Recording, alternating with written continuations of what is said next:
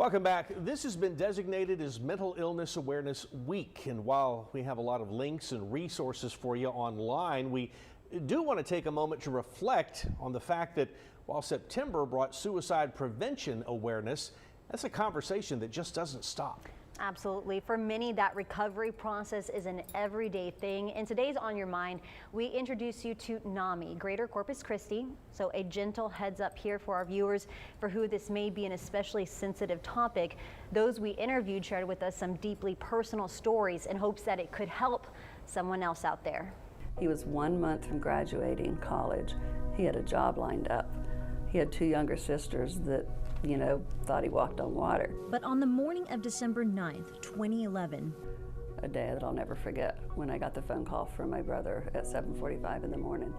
All he said was, "Chris is gone." this is Angela Horner and Heather Loeb of NAMI Greater Corpus Christi. For Angela, her mission to help and potentially save others comes by way of her nephew, Chris. I tell his story because I don't want him to be forgotten.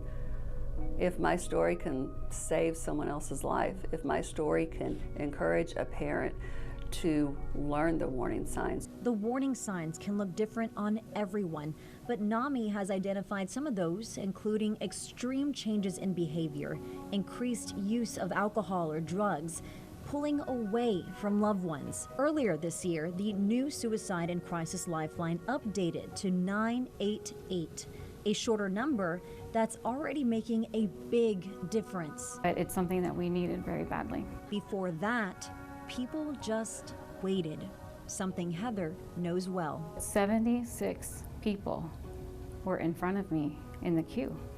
And when you're in crisis, when you're thinking about killing yourself and you want to do it, that's unacceptable.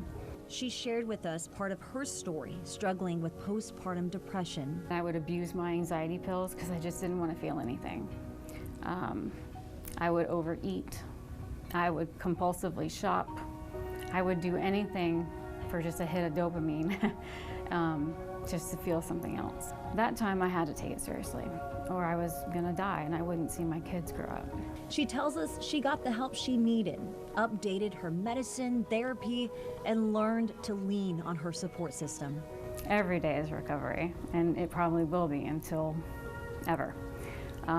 But I take my recovery seriously.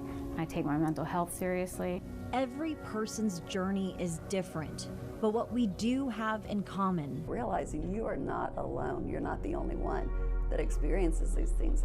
and that there is hope. I just think, when you're in crisis, it's hard to believe that it gets better, but man, does it get better. It does.